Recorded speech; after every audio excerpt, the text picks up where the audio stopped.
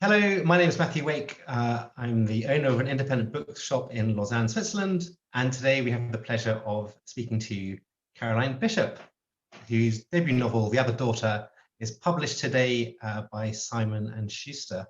Congratulations on the novel, Caroline. Thank you.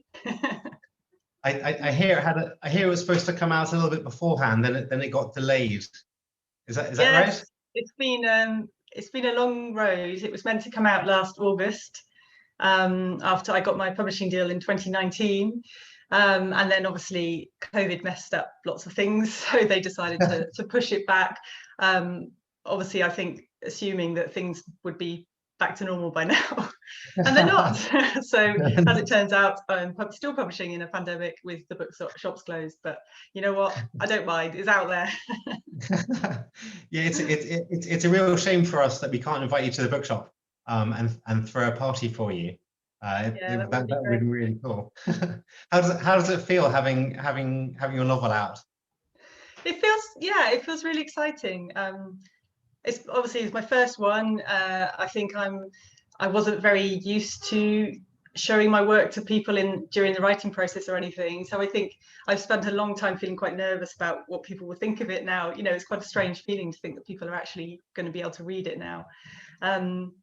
But actually, as publication has approached, I've just sort of put that aside, and I'm really excited. It's just a really nice feeling, and family and friends have been really supportive. So yeah, it's really exciting. It's kind of funny because I know that you used to do a lot of journalism. You've obviously worked as an editor and a journalist. Do you feel sort of more nervous with a novel than you did with your articles? Oh, definitely. I think fiction is quite exposing. And I think it's so subjective. You know, I know that hopefully there'll be people who like my novel, but I know that of course there'll be people who don't like it and it's just not their cup of tea, which is perfectly acceptable because that, you know, everyone likes different books. So I think that's very different to writing a journalistic article, which is essentially factual. I mean, yes, you might put a bit of your own experiences into it depending on what the piece is, but essentially it's factual, it's not subjective. So yeah, it's a totally different thing for me. Because I think if I remember correctly, you used to work for the local.ch. What's the most interesting thing you've ever covered in Switzerland as a journalist?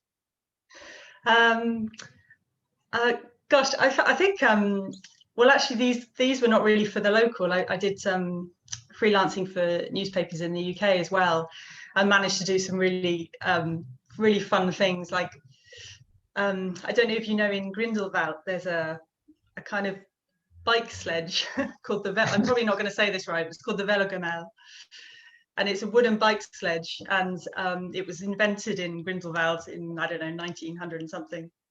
And for the Independent, I went and tested this thing with a guide and sledged down this slope on this sort of wooden bike sledge. So yeah, things like that have been really fun. And I've been fat biking, went to a Scottish festival over near St. Gallen.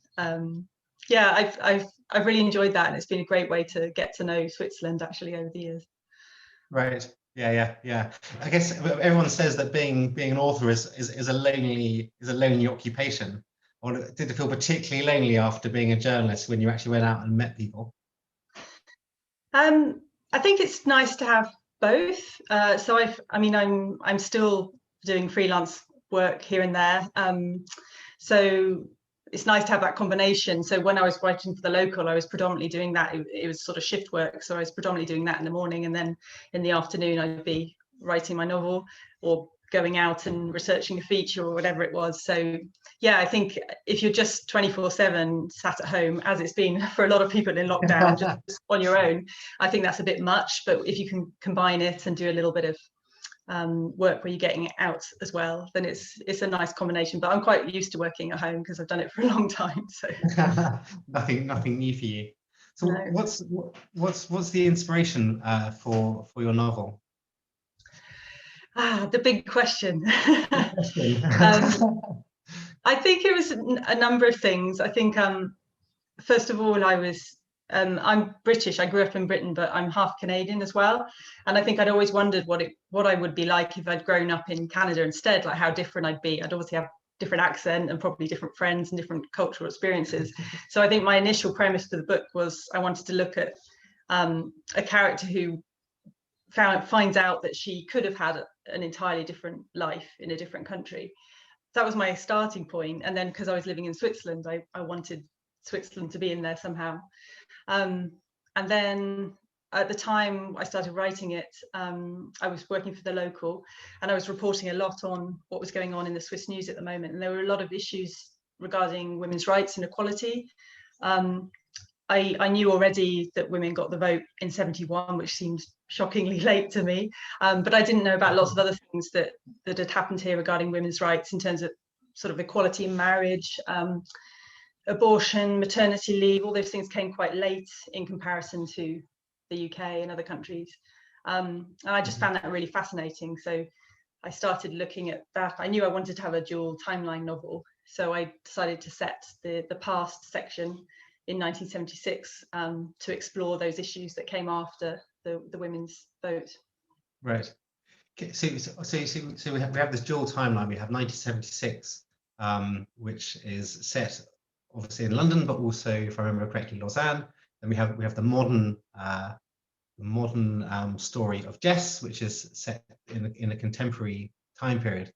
Can you just tell us a little bit about these two characters? Yep. So the contemporary timeline is 2016, and that follows a woman called Jess, who's discovered a big family secret about her birth, and it's totally thrown her life into disarray because she's been quite traumatized by it, I suppose, and her marriage has fallen apart. She's sort of been on enforced sabbatical from her job. And she just decides she needs to get her life back on track, and in order to do that she needs to find out what happened to her mother 40 years previously, around the time of her own birth. So Jess takes a nanny job in Switzerland for the summer. She was a teacher back home, so it sort of fits in. And she comes to Switzerland, and while she's doing this job she investigates what happened to her mother. And then the past timeline, which is 1976, follows her mother Sylvia, who is an ambitious young journalist in London, and she is desperate for a big break at the newspaper she works for. So she persuades her editor to send her to Switzerland because she wants to write this big piece about women's rights 5 years after the women here got the vote. And while she's here, something happens which changes her entire life. which we can't talk about yet. It's really interesting to me as a bookseller. Suddenly we seem to have a lot of books about women in Switzerland. Obviously we have Clary J. Voting Day. We have 50 Swiss Women, which came out, which is obviously non-fiction. I guess I'm just intrigued. I mean, did you, when you were planning the novel, were you thinking about the fact that the 50th anniversary of women's suffrage was coming up, or was that just complete? Not at all. In fact, I feel a bit silly because I think it was Dick on Views actually told me that it was the anniversary. I was like, oh yeah, I hadn't even clicked. So no, it really wasn't. I mean, it's great that it's coincided, but that wasn't the plan at all. I just found it really interesting. I think worldwide, the past few years with Trump in America, and there's been, an increased focus on not only women's rights but civil rights in general. And I don't know if you remember, but I think it was the day after his inauguration, there were women's, what they call women's marches all over the world, and there was one in Geneva which I went to, and I think that sort of sparked me into thinking, well, have we really moved forward as much as we think we have? There are obviously still lots of issues, not specifically in Switzerland but all over the world, regarding women's rights that are still really important to talk about. So I think, given as well that I was interested in the history of it in Switzerland, I saw this parallel, and I wanted to sort of explore how much has changed, really. Right. Just going back to something you said a couple of minutes ago, you said that you wanted to do this sort of, if I understood correctly, you had already decided you wanted to do this sort of dual timeline, one in sort of 50 years ago, and then 40 years. 40 years. 40, yeah, one 40 years in the past and one in the present. So that was really the idea you went in with, or was that something which you sort of, it became apparent to you as you realized the story you wanted to tell? I don't know really. I think as a debut novelist, like I don't think I had I certainly didn't have a big plan. Like I didn't, starting out, I didn't even obviously know that this would be published. I was very much feeling my way. I had written a novel previously about 10 years ago, which never got published, so I'd practiced a bit, but it was still, the process of writing a novel was still really new to me, and I was feeling my way. I guess I've read a lot of dual timeline novels, and I do enjoy that format. So yes, that was probably in my head, but if I'd thought it wasn't going to work, I would have tried something else. I wasn't really stone about anything. Yeah. Excellent.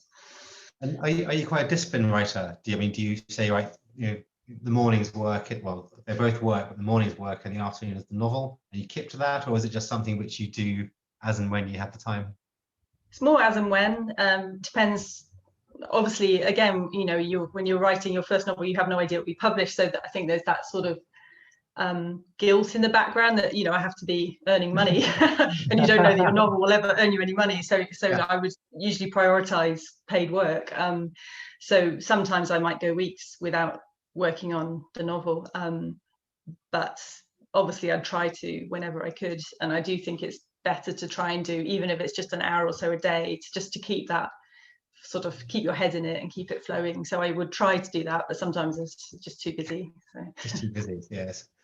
Sometimes hard to find that sort of headspace to really Definitely. sort of concentrate on Yeah, definitely. Do you think now that your novel's published, that you will change the way you work? Are you going to put more work into fiction, or are you going to sort of continue with the sort of journalism fiction balance you have at the moment? I'm not sure. I'd really like to dedicate more time to novel writing, but I suppose it just depends how it goes. It depends how this book sells. There's lots of factors involved, and I do, like I said, I do enjoy the sort of feature writing aspect and getting out there and discovering Switzerland and meeting people and things. So I'm sure I still want to do a bit of that as well. But I've really enjoyed writing this book, and also the past year I've been writing a second, and I've just really enjoyed that. So I think definitely I want that to be my focus for a while, but it might not be always in my control. We'll see. Yeah, it's never in our control, I guess. I can see that you have the novel just over your shoulder. I'm embarrassed to say I don't have a copy here. I'm actually at home. That's okay. Would you be so kind just to show us the cover? Sure. There we go. Backwards on the screen, but yeah. So it's fine. It's fine for me because I think. Oh yeah. Okay. Yeah, I didn't think about that. Sorry. Yeah, the view on this is actually the view from Lausanne, which was really nice for me to know that they were going to put that on the cover. So in the back, this is Ushi on the back. Right. Fantastic. Cool. Yeah. Cool. Well, thank you very much for your time, Caroline. I really appreciate it. No worries. Thanks to you. And I'm really delighted for you that your novel is in print. Thank you. It's very exciting. Yeah, and I hope I can come into the shop sometime, not too long away.